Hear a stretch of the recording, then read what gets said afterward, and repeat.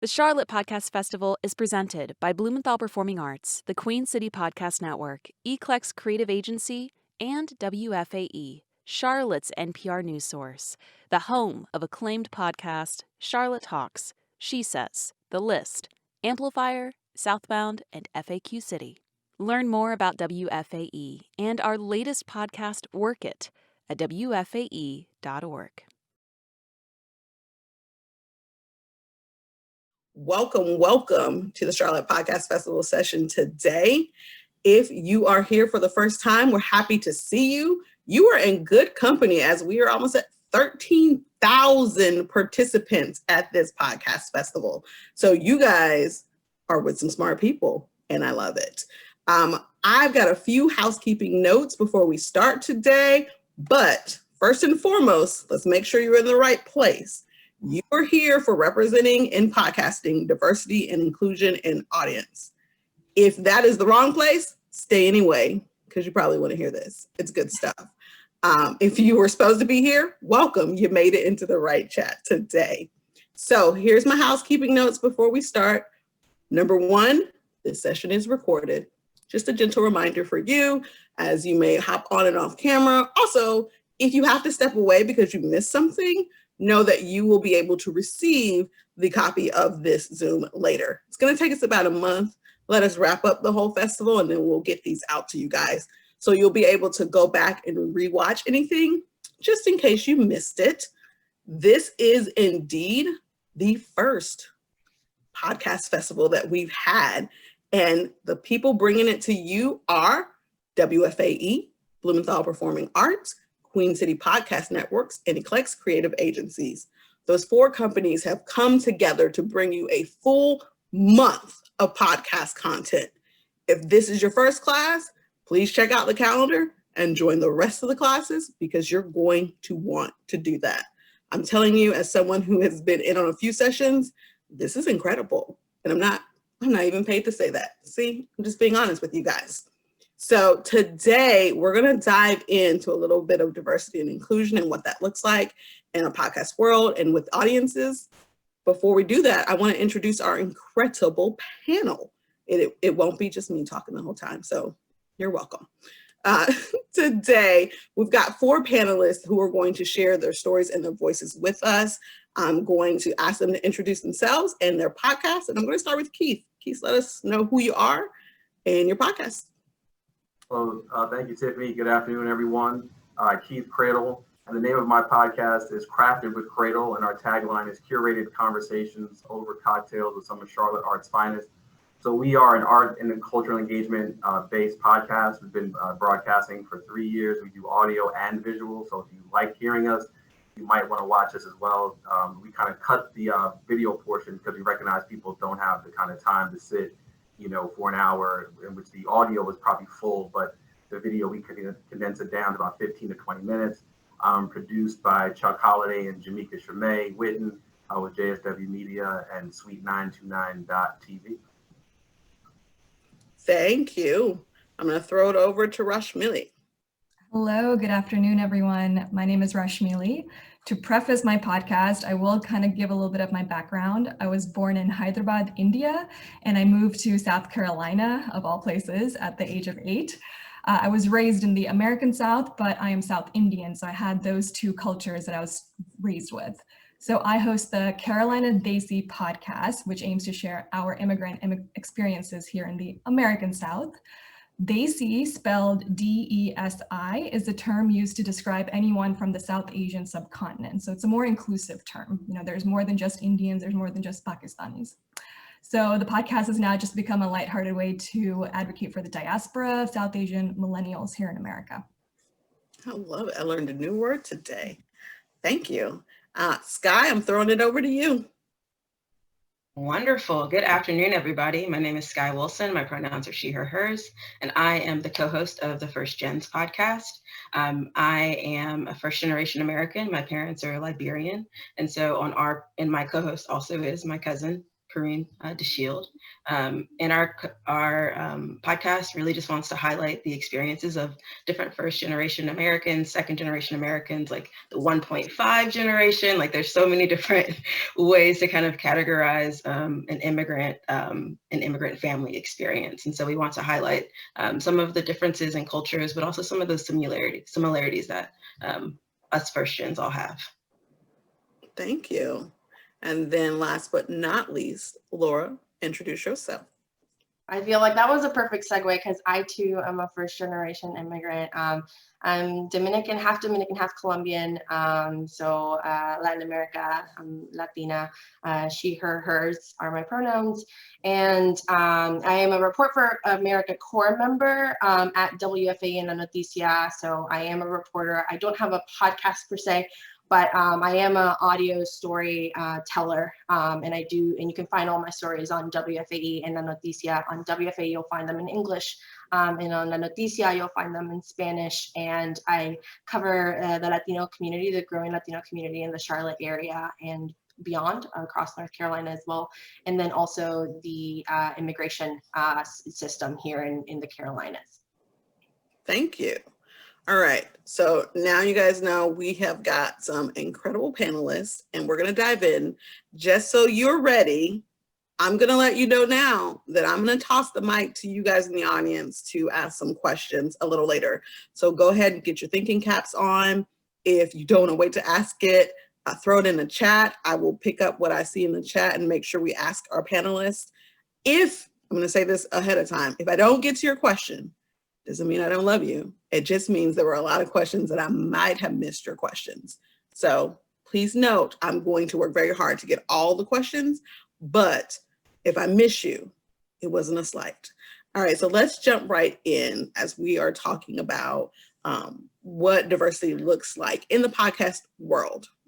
So I recently was looking at the statistics of the majority of the podcasts and what the podcast audience typically looks like. And I can tell you it's very pale across the board, audience and top podcasts, but that's changing. I feel like we're at a time where it's changing. Other people are growing their audience, things are changing. More content is coming from people with experiences we want to hear about. That includes you guys. So I'm curious, what made you guys start your podcast? And when you were starting it, did you, specifically those who were telling stories from like first gen, did you know that you wanted to target people to hear your story because it was something they hadn't heard before, or were you targeting people who are like you and you just wanted a common place to come share? I'll throw it to you, Laura, because you're on my screen first. Yeah, so for my, the stories that I tell, it's definitely trying to address, especially for WFAE. WFAE does have a predominantly white audience. So I think part of the grant and the purpose of my, being part of WFAE's team was highlighting the stories that people are probably not aware of that happen in the Latino community, that happen in, in the immigration system. And the immigration system is not just Latinos too, there is actually like a very predominant, Haitian, population, especially Stewart Detention Center, which is kind of my focus because that's where most immigrants, detained immigrants in our area end up. And yeah, the immigration system, I feel like a lot of people don't know that. A lot of people assume, oh, immigrants, undocumented immigrants or unauthorized immigrants, whatever term that you use. Ideally, it's not illegal alien. That term is starting to be outdated, especially in terms of communications.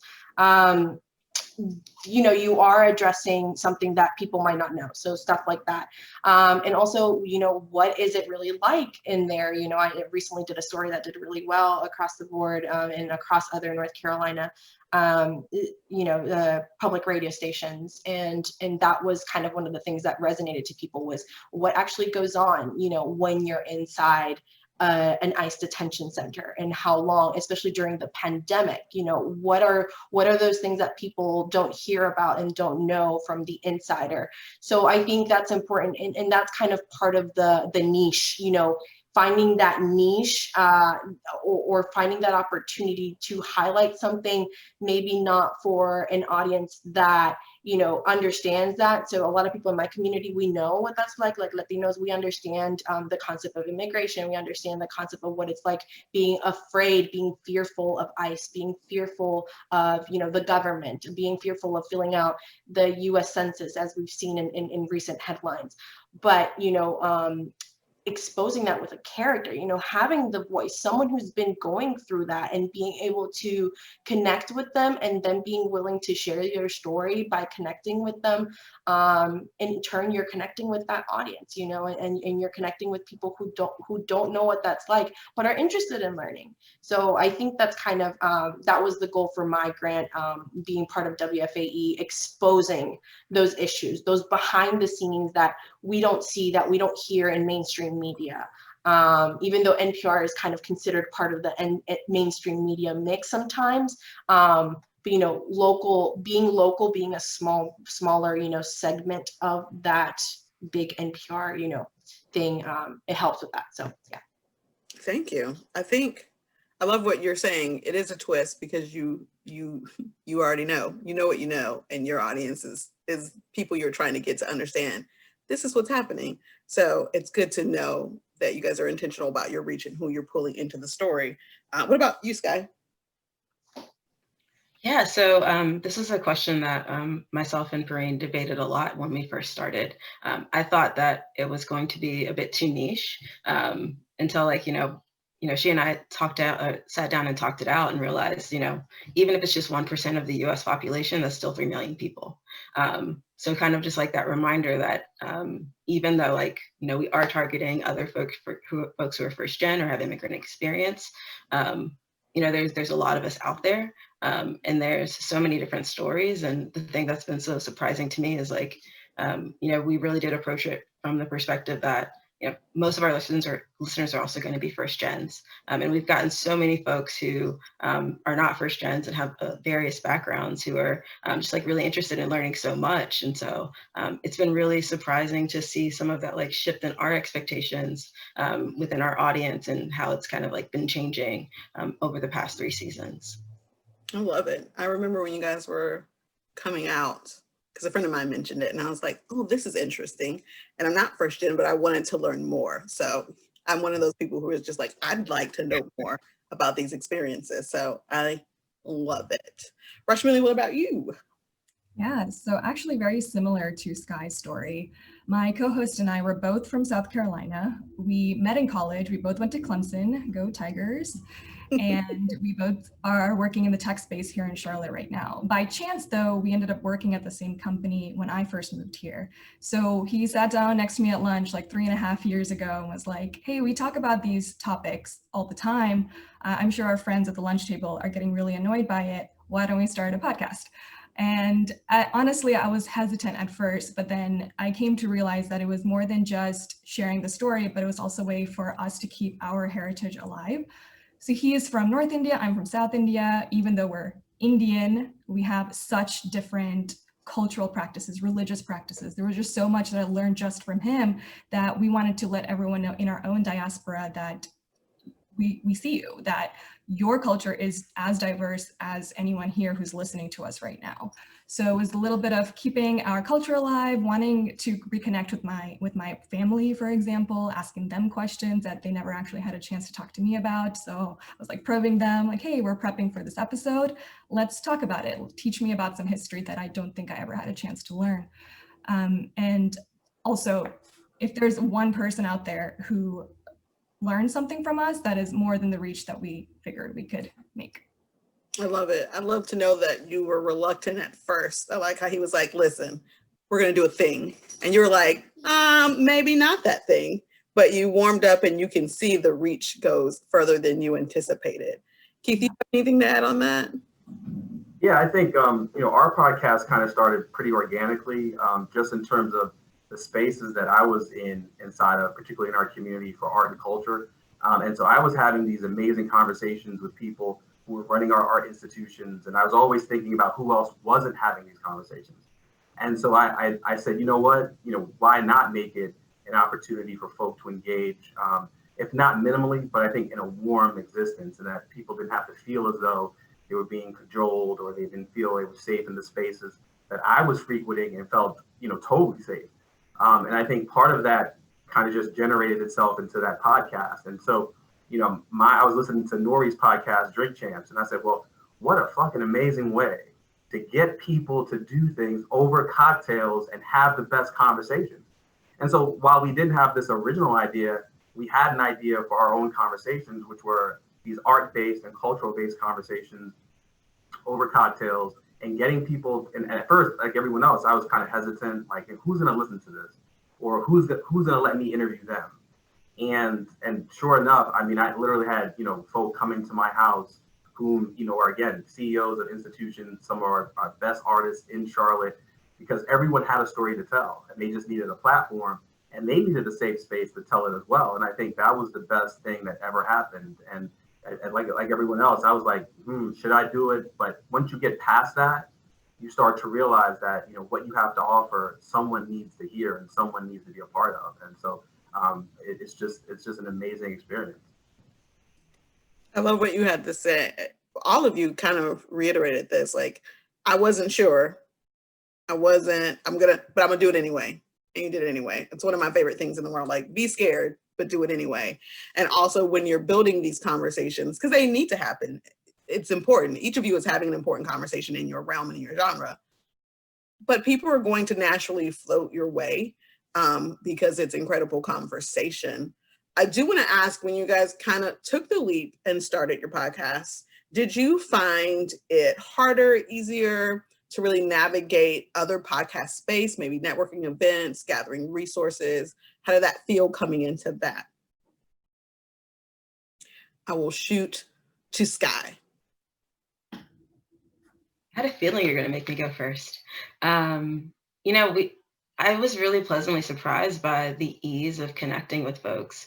One of our friends just randomly sent us an application for Huga's kind of like podcast incubator, and we were able to use that to really get started. And we had so much support just kind of coming in. And so, when we first had the idea, we didn't really know where to get started. We just kind of recorded something and hadn't even put it up yet before we were like, okay, like, let's tap into this community. And once we tapped into the community, like we've met so many different people and have been able to have so many really great conversations and gather so many great resources.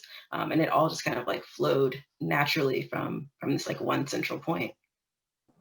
I love it. Yes. Side note, there are some great incubators and some great courses in Charlotte, not just during this festival, but it is a place to start if you're like, I'd like to start, but I'd like to learn more. And I'm glad you guys were able to get the support that you were looking for and really building that up. I'm going to go to Rashmili this time. Yeah, sure thing. So, there are a lot of South Asians in America. But when we were setting up the podcast, there were maybe 2 other South Asian hosted podcasts. One of them was hosted by 2 comedians up in New York, and they're both male. And one was hosted by 2 other females. And we were the only one in the Carolinas and the Southeast that was hosted by 1 male and 1 female. So honestly, we thought we would have to be working so much harder to get the reach that we wanted to, because yes, we knew we were very niche as well.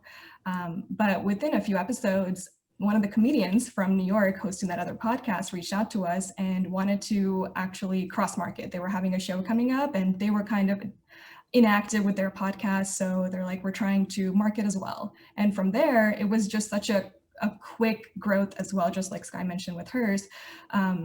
We just needed that one contact at that point. And it was just surprising to us as well. We're like, whoa, my gosh, we're famous. This is crazy. 3 episodes in, but we realized that there were more people searching for Desi or Indian or South Asian more than we actually thought, because we were going in just to have fun with it and share our stories. But yeah, it was just as easy as that for us. I love that it was a matter of another podcast, like you guys coming together and cross promoting, because that's just not in podcasting, right? That's life. Sometimes it's just a network that helps you move on or shift. Keith, how about you? How do you find yourself in spaces networking and with resources? It was pretty easy for me. And again, it was pretty organic because again, I was on the board for many of our art institutions. I had frequented the spaces a lot. I'm at galleries, I purchase art. So it was like, I was around friends and peers. Now getting the podcast started, I needed a little bit of help, did a little legwork, and just so happened, and shout out to Andy Go. Andy Go was working at the Beckler at the time, and so I was on the board, and Andy was working there. And so I just pulled Andy to the side one day, and I was like, hey, listen, I'm thinking about, this podcast. And I'm thinking, as I'm telling him this idea, he's going to tell me, you're nuts, don't do it, leave it alone. And Andy was probably the most supportive person out the gate. Like, he said, no, he said, you can do this. He said, it doesn't matter what you're talking about. No one's talking about it like you. So there could be another podcast like yours, but that doesn't mean you can't have another one that does what you want it to do. And so from there, it was about really just pushing forward, on his advice, our initial pilot taping. And then we kind of just, corralled around that. And I think, again, as long as you have some good encouragement and good people, I think, that idea will come to fruition. And it just takes the other person, whoever the hosts are, if you want to do it, you got to do it now. And so, the producers, everyone else, they'll do their job, but you've got to be ready to do yours. And I think, thank you to Andy, to Chuck, to Jamaica, all those folks. Again, I'm the talent. I tell folks, it's easy. I just get on and run my mouth. It's everyone else who has to do the production, the lights, the editing, the stuff that I'm not good at, the promotion.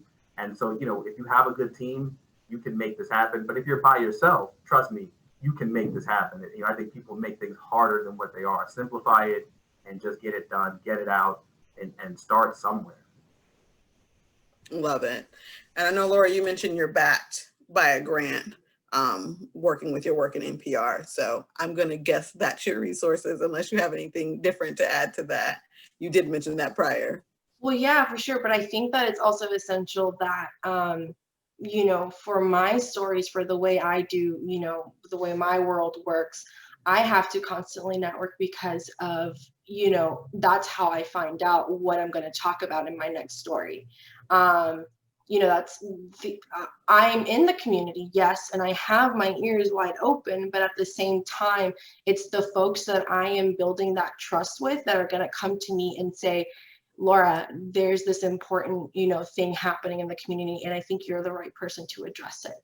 And that's huge. Whenever that started happening to me, I started in June, and that's already been happening to me where we're getting emails at the station and they're like specifically targeting me. I got one from Bank of America the other day. I'm going to toot my own horn for that. Bank of America's PR person was like, oh, we want Laura Brache for this story. Like, if she can do it, that'd be great. And I've only been here 6 months, so that was kind of, that was they notice, they start noticing you, they start noticing that you're the right person to do it. And then you start building that community. So who knows down the road, maybe Bank of America, if I, whatever happens with my relationship with, WFAE long term, if I ended up starting a podcast, maybe Bank of America knows me. Maybe I'll be like, hey, Bank of America, what's up? Like, what's good? You trying to pitch in, for my crowdfunding for this podcast and stuff like that. Since I do the work, since I know the community, since I'm passionate about this work, it's different obviously for me because I'm coming from the journalism background, working for the news organization. But those are the kind of things that I think about long term. Once I'm outside, in a different space, if whatever personal projects I decide to use, what are those resources in the community that I built trust with, that I've built that relationship with, that in the long run I can knock on their door and be like, hey, how can we help each other, and let's keep working, let's keep working together, because this is this is something. Representation matters, period. Representation matters, and we all know this. Everyone in this circle, I'm sure, knows this. So if they believe in that mission, they'll probably try to stay in touch. So yeah, that's my Someone in the comment just said, yes, toot your own horn, because it speaks volumes of how you honor people's stories. So I think one of the things I'm taking away from all of you is, number one, you did have a support system, but it was, for some of you, it was people you already knew. Some of you had to reach and network out further. But what I find interesting is that you've built a way to have this thing happen in a space that really wasn't built for you. And yet you're here and you're building and you're having these conversations. Did any of you see it take a while to grow as you were putting out content? Or was your audience pretty like, nope, we're here, let's do it? I'm gonna throw to Keith first this time. We'll reverse it. It's a good question. I think I said I was on this panel, I think last week, and I said this probably the same thing. I didn't care about the audience and the numbers. It was about doing the show. You do the show whether you have 1 or 1,000 people. You give people your best. And so if your audience, I think people will naturally gravitate towards, what you're talking about. So that's why you have a plethora of podcasts. There's something for everybody. Mine doesn't necessarily have to be for you. And so, the people who like what we're talking about, who like our content, who like our guests, they're going to watch and they're going to subscribe and they're going to forward and refer. And people who don't, then there's another fucking podcast for them that's talking about. I mean, that doesn't fade. You know what I'm saying? I'm not worried about, the emotional attachment to a conversation I'm having. It's really about, did you get something out of it? And the people who are listening, are they there? And then from that, we'll build from there. But even if one person, my mom, who's probably the only person listening, even if she's just listening, I got an audience. And I still need to do the show the same way I would do it if we had 1 million people listening to the show. I love that. I will say, of all the podcast sessions I've been in, that's been a repeated conversation. When you're having these conversations, having them because you want to have these conversations and not because you want to build an audience. That's kind of a different thing you're doing. So if you want to walk into the space and you want if you want it to be authentic, and if you want it to hang around, people will be attracted to you because that is your space. But if you're going after it because you're like, I need more numbers, then it doesn't translate as well to the people. And people can tell and people will know. So I love it. Even if it's your mama. Keith, I don't know your mama now, but she's my friend. Just so you know, tell her she can be my friend. She can follow me. It'll be fine. She needs friends. So there you go. Skye, how about you? When you guys think about that stuff, what does it look like on First Gen? Yeah, it's very similar to what Keith was saying. Perrine is, we grew up together. She's one of my very best friends. And so it was also just like a way for us to come together and talk regularly and just like have fun together. And I think that really shows in some of our banter on the show and just comes through as like pretty authentic. And so, we just wanted to create a space where we could like play and talk to like our friends and like meet new people and hear their stories, because at the end of the day, she and I are both storytellers. Like we both have a media background, hers in journalism, I'm just kind of in a broader communication sense, and so we just kind of wanted a platform where we could do that. And the numbers grew and grew like a lot more quickly than we thought they would. But that was, not even something that was really on our radar at first. I think it wasn't until like maybe like a couple of episodes or months in before we even like checked the numbers. So it was really just for us. I love it. And do you guys have anything different to say, Rashmili, or do you kind of echo that? Yeah, I definitely agree with Skye and Keith. I think we did play around with the idea of monetizing our podcast, or how do we focus on the brand and numbers, et cetera, but we lost interest quickly if we chose that route, and we kept with going the authentic, the authentic side, as we were discussing. I did chuckle when Keith mentioned his mom, because my mom listens to my podcast, and at first I was like, oh, okay, well, I hope you like it, but now it's actually been great because she understands the things that I want to actually talk to her about, but she hears it from this conversational piece and I don't talk back to her kind of thing. So she's just like listening to my side of it without having her own opinion just yet. I love it. Yes, moms. Yes. So someone asked in the question box, Keith, you mentioned that you are the talent. So you do the talking and other people bring their tech skills to the table. How about the other podcasts? What does that look like? Do you guys have a team behind you doing the tech, or are you doing all the pieces? I'm going to start in this round with Skye. I think you just like saying my name, actually. I think that's what's going on right now. So at first it was just myself and my co-host. And she, I really have to credit her. She is the one who does all of the edits, and she's amazing and just really took on that burden, and I applaud and love her for it. as we went along, we just kind of naturally, we heard from a composer who hated our music and so offered to help us out in that realm. So that was really helpful. So he was the third person on our team, and we have a friend who's a publicist that we got her help as well. And then Perrine's nephew is a producer, and so like also helps with some of the sound quality as well. But we just started at just like the two of us and kind of grew into this like small community that's been working for us. Listen, that composer thing could have gone one or two ways. I'm glad it turned out where it turned into a good partnership, because I was like, hey, where's it going? Because where's that going? Laura. So again, my situation is so unique because like I said, I'm not necessarily a podcaster. I am an audio storyteller. I do everything.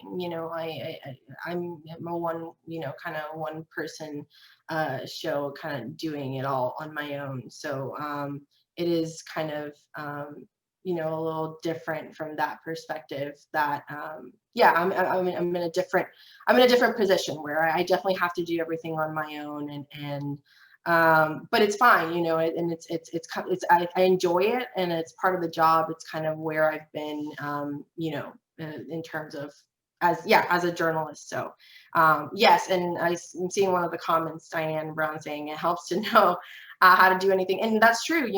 I put that on my resume. I call myself a multimedia journalist. That's kind of my term, and a lot of times it's used only for TV. It's used often in the TV news world, but I think it applies across the board for folks who are also audio storytellers and stuff. And yeah, I think there's definitely perks to it. So if you can learn how to kind of organize and manage and try to understand all the aspects of it, it helps in the end.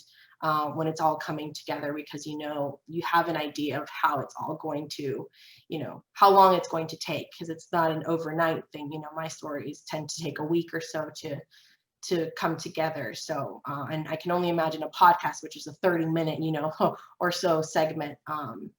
So yeah. Thank you. I admire the people who can do all the things. I'm in the Keith boat. I'm going to talk a little bit and I'm going to send you a recording. Y'all tell me how y'all filter that out later. Or do I need to come in and say some other things? Great. Okay, cool. I thrive off of that. But I always applaud those who can do all the things because you're dependent on you. So if something goes down, if your producer gets sick, if something happens, you can still push out and make it happen. Rashmili, how do you guys handle your podcast? Yeah, we're a two-person team. My co-host has production experience, so he actually dabbled in music in the past. He still does. He created our intro and outro. I love it, and we're still using it. We relied heavily on whatever tutorials we could find, and basically our millennial instinct with marketing, with social media, we kind of just did what would work for us or thought would work for us and capitalized on that. That is smart. I love how you said you put your millennial brains together and you're like, we will figure it out. YouTube University. We know Twitter and Instagram. Twitter too, Twitter University. So you have a degree in Twitter. It's completely fine. I love it. Someone wants to know specifically about the Latino audience. How do you think, I'm gonna throw this at Laura, that you can get more into podcasting, especially in the Charlotte region, because they'd like to see more local Latino content creation? Yeah. Absolutely. So I actually just wrapped up my master's actually at Syracuse through Newhouse, and that was part of my research for my master's was podcasting in the Latino community and how that plays a role. And based on my research, I did find that the answer is going to be niche. It's the niche. That is, like Skye said earlier, you overthink it sometimes. You're like, oh, is this too is this too obscure, or is this too kind of out there, or is this too specific? sometimes that's the answer, because that's what's going to get, that's where you're going to find that community. Because I don't know, there are podcasts out there that are specifically for the Latino community. If Latino USA and The Thick, even Code Switch, addresses a lot of Latino issues. And Bodega Boys, if anyone likes Deezus and Marrow, I love them. But all of these are kind of addressing those larger issues that kind of are the overarching, race and gender and how they intersect, race and politics and how they intersect, Latino identity and how it intersects with, society and what we're going through right now, this racial injustices and unrest and immigration. But, I feel like there's not a lot of podcasts out there that are super specific to say, oh, Latinos in literature, indie movie, indie film Latino, people who are passionate about indie film. And there might be, but that's the thing, is that they don't get that amount of exposure. So I think that there's so much opportunity to tap into that there. If I have my numbers pulled up, and about 15% of the US population that's ages 12 plus, according to the Edison research for 2019 that I did. And Joni actually in one of the earlier, she tapped into this same research that I'm talking about. 15% of the Latino population, of the Hispanic Latino population, are podcast listeners. They're podcast consumers. And you think that's kind of like a chunk, but what I think it was Skye and Tiffany, you said this earlier. Yeah, that's 1% of the whatever small percent of the entire population. But when you think of how much that is, it's millions of people, it's thousands of people. So there is an ample amount of us out there. North Carolina specifically has the largest, fastest growing Latino population in the entire United States, which you don't think about. You think of California, you think of Texas, you think of Florida. But North Carolina has one of the largest and fastest growing Latino populations in the state. So think niche. What are those things that are so particular? Like Rashmili's, her podcast is so unique. Like the Desi experience, that's so unique in the Carolinas. So maybe it's about, maybe you're half and half like me, like half Colombian, half Dominican. What's it like being from two cultures, a Caribbean and also South American, which are completely different worlds. Like my parents are two completely different people, stuff like that. Start really tapping into that niche audience. That's really going to help do that. Thank you. You brought up something that I want to dive into. So you talked about social issues, and I want to ask everyone a little bit of this. As you guys are recording and making your content, when things happen that are big, like we know this year we've had a bunch of social unrest, do you guys address that in your podcast in true time, or do you really keep a hardcore focus on whatever you had planned to have on content that time? I'm going to throw it to you, Keith. So yeah, one of the things about our show, since we're highlighting art and cultural engagement in our community, art is activism and art is part of social justice. And so, we pivoted it early, understanding what was happening. And so we did a slew of live IG segments for the podcast, and we brought on artists, particularly those who were doing the Black Lives Matter mural. And so we had a ton of folk in our community who were helping and also pushing forward the message of what social justice looks like, particularly in art. And so our show spoke to that. We'll always speak to those issues. I tell folk, as a Black man doing a podcast, I can't escape, the things that are happening in our community. And so we utilize our platform by any means necessary to put forth that message. And so if an artist has something to say, we don't censor that. We let them know this is a free and open space for you to say what you need to say to get that message across. And if your art is speaking towards that, showcase that art. Let people know where they can buy it, where they can find it and fund it. We want to be all those things to our art and cultural, artists here in Charlotte. And so even when we brought on some of the heads of the institution, we've had Tom Gabbard, Allie Brown, we know that many of the institution heads are white. And so here they are trying to navigate, their institution through this social unrest. And our audience needed answers from them. And how are they going to be allies and provide allyship, in this continuing war, on minorities and people of color in our community. And so they were, coming on, they knew that. And so they can't hide from the questions. And I believe that by them offering answers, it gave people insight to where, you know, they needed to be, to also how they can help, how they can assist. And again, if someone wasn't in a position to do that, I think also the audience needs to know that if that's not where you want to spend your time or your dollars, then this is an opportunity for you to get that information to make an informed decision for you. And so, you know, whether it's in real time, whether it's during the, you know, it's the tape portion of it, we're going to do it. Again, we can't escape it. And why wouldn't we? I wouldn't even want to. I wouldn't even want to have the show if we couldn't have the natural, transparent, honest voice of what we needed to say and talk about, you know, throughout the day. Thank you. I ask it. I love what you say, like, you can't escape it. I do. Sometimes I have to do it. Disclaimer, I'm Black. You would think I wouldn't have to. Sometimes I do. But I say that because I've had a lot of experiences listening to people in this realm and some other creative realms, like, well, you know, for branding purposes, we don't really want to discuss that. I personally then stop. We don't need to interact if you're not addressing what's happening. But I do ask other podcasters, because some people are just so like, no, we stick to our calendar and this is what we do. And of course, audiences see that. Your silence speaks volumes. So I applaud you guys for making moves and making sure you address what you can, when you can, in real time. And you took it past your recording and put it on your IG too, which is great because it is showing like we're here. I mean, you're right, can't escape it. You're not going to change tomorrow. You're suddenly not going to be a Black man tomorrow. That is here to stay. Spoiler alert, I'm Black. I mean, I do it all the time. Just heads up. Rashmili, how do you guys handle the social unrest that was happening this summer and in the past?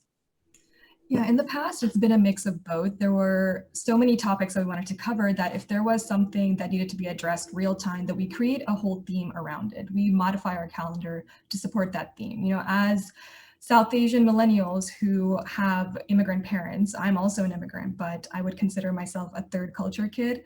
I am straddling two cultures on a daily basis. I'm saying my name in one way to some people and saying my name to another way to other people. So I find it really valuable for me to also find out what's going on in India, for example, right now. And there's a lot going on there, but also what's going on here. So these are two huge identities that I identify with. So this year has been primarily focused on what's happening here, though. So we've had a chance to speak to doctors about the pandemic. We've had a chance to speak to authors about their experiences being South Asian in the middle of something like this. And we actually also interviewed a political candidate. He is on the ballot for North Carolina in a state election position. So we're like, tell us everything about being a South Asian on a ballot in the Carolinas. Like, that is crazy. So we kind of modify as we see fit. How about you, Laura, and then Skye?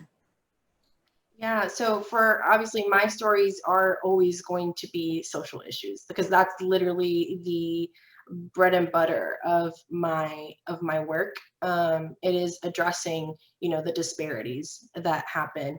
But during the, earlier with the George Floyd protests, I also covered just the intersection of Latinidad and how or how not also, these communities were, where Latinos were kind of failing at, that was one of the things we did with Noticia earlier on. We talked about this. We talked about like, how can we cover this? How can we cover how, maybe Latinos aren't doing enough to support, the Black community, or how are they, and, you find that sometimes it's the younger generation that tends to be more, involved than the older generations. And so I think it's going to be, the way I work and the line of work that I do, it's always going to be about, the social issues, and those are always going to be addressed, and the disparities are also always going to be addressed. So there's no way out of it for me. I don't think there's a way out of it for a lot of us. We are here and it's what's happening. Skye, how about you? Yeah, similar to what everyone else was saying. Sometimes we're able to kind of write some of the current climate into some of the questions and are able to kind of keep on schedule with our guests. But, we're not we're not opposed or afraid to do a very special episode, you know, and stray a bit more from our concept or our kind of like core mission. You know, like we did like an episode, like a special episode around like Black Panther and like what that meant culturally. Like we talked about the Charlotte Uprising, we talked about DACA, like we talked about shithole countries. And so like we're always like happy to like throw in something new whenever we see it. And kind of just like completely shift the season. We saw that especially when we went and visited Liberia. There was this kind of whole scandal about a school there. And so we were, you know, kind of scrapped some of our other ideas and we're like, we're going to focus on the activism that's happening around this and like the pro-poor movement. So nice. Someone asked this question, but I think you guys have kind of answered it, but let me know if you have a different answer. Each of you kind of talks about your mission being tied into part of who you are as an individual and the communities you come from. So someone wants to know, do you ever find yourself straying from your mission? Part of me wants to say, from what I've heard, I don't think you really stray because you are a part of that conversation. And so because you are you living these experiences in your world, it'd be hard to stray from who you are. Does anyone ever feel like they stray at all? No, I figured. So yeah, I think it is because you've built something in your realm, something that you're aware of, something that is in your community that is important to you. Someone wants to know, as they are young and listening to podcasts, and they want to be more intentional about finding people that maybe look like them or look different from them, but are not the normal pale podcasters. Where do you guys draw podcast inspiration from? Like, who are you listening to that fit those criteria? Skye, you're up on my screen already, so you know you're gonna go first. Dang it. Well, The Read is one of the very first podcasts that I personally got into. It's two Black queer folks. And so it's always great to listen to them. This is a really tough question because I've also been taking a little bit of a backseat from podcasts lately. Yeah, I listen to, I also like a lot of true crime, but so I listen to a lot of Prash's Murder Maps. And he, you know, I don't exactly know where he's from, but he has a European accent. I'm really not good with accents, but he's Desi as well. And so it's really cool just like to listen to him. And he's a completely like one person run operation. He's like someone living with a disability and talks about like how that impacts his ability to like produce shows on a certain schedule. So I think those are probably like my two go-tos right now. I'm going to add that I love a true crime podcast, but I do find the lack of diversity in true crime podcasting very interesting. I'm like, listen, I like a true crime too. My sister and I can tell you all about the ID channel and red flags.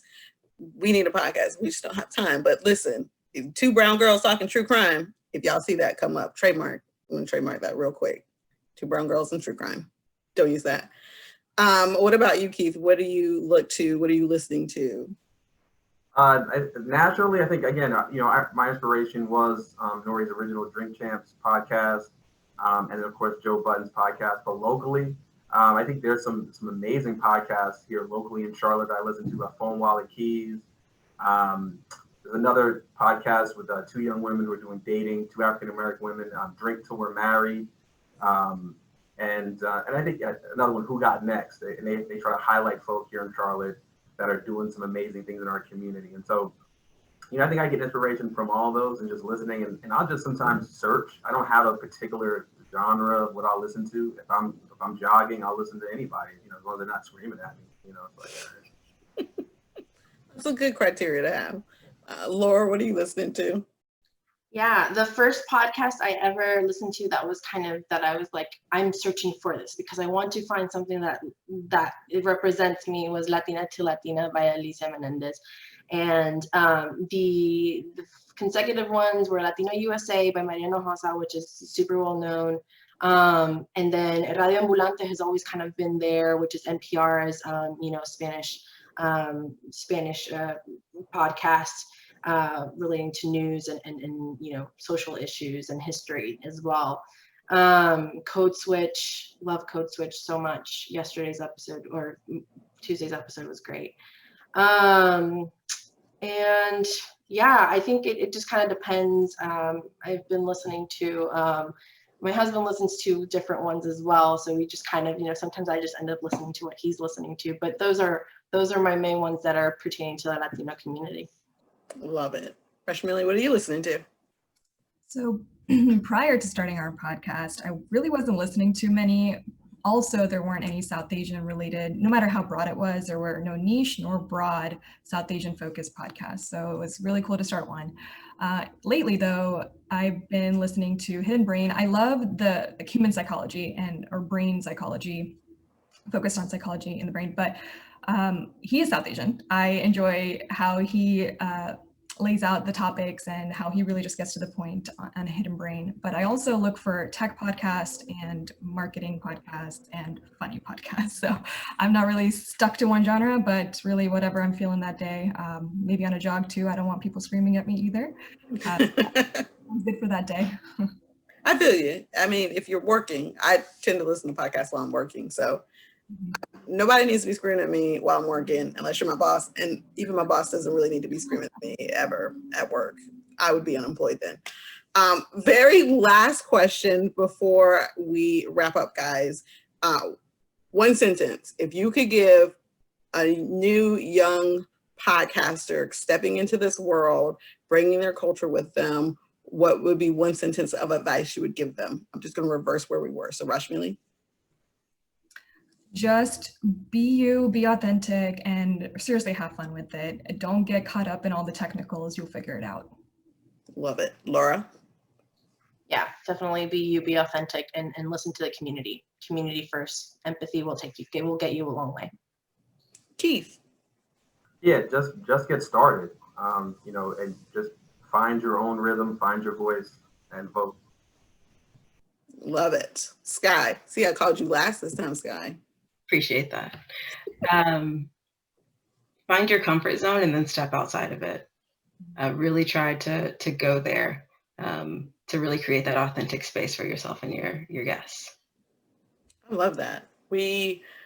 Sometimes we see comfort zones as a good thing, but it's not really. It just means you've built this barrier that you refuse to step out of. So it's not always a positive thing. First and foremost, thank you, panelists. Thank you all for coming in, giving us these words today, letting us take these and pack them in our podcast tool belt. Some of these we can pack in our just life tool belt and carry around with us. Everybody who is watching, remember this is recorded, so you will get this recording.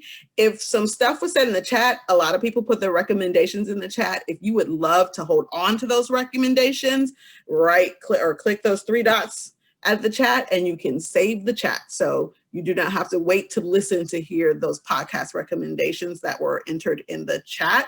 Before we leave, I'm just gonna plug a few things. Number one, if you had a really good time today, I really hope you did. Don't forget, we're not done. We're not done with this festival. We still have a little bit more time to go. So make sure you check out what other sessions we have.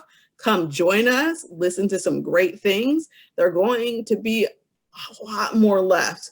If you really enjoyed just hanging out with the people in the chat and getting into other people with podcasts, remember on Fridays, we do have podcast happy hour. So grab a beer, grab a wine, come join us, hang out, and just like woo-saw from the week and soak it in with like-minded people, because who doesn't want that either? Also, my quick commercial break, merch. If you don't have yourself a podcast t-shirt, trying to get it in there for you, get you one. Number one, this thing is comfortable.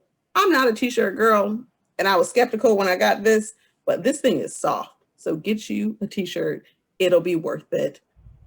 I'm serious. So again, I'm like commercial breaking. I never have my camera where you can really see my shirt, but it's a really cool shirt. All right. Thank you again, everyone. I appreciate you joining us, tuning in. Thank you again, panelists. This has been fantastic. It's one of my favorite sessions. Yes, Keith did it in the socials, in the comments. Everybody add your socials so that people can follow you. Panelists, let them know where they can find you. And they can save that in there so they can look you up, follow you, check out your podcast. I want to give everyone a chance to put it in there. I see Keith's in there. I see Rashmili's. Skye's got hers in there. Thank you. Awesome. All right. Everyone have a wonderful Thursday. Hopefully I see some of you guys at happy hour. Bye. Bye.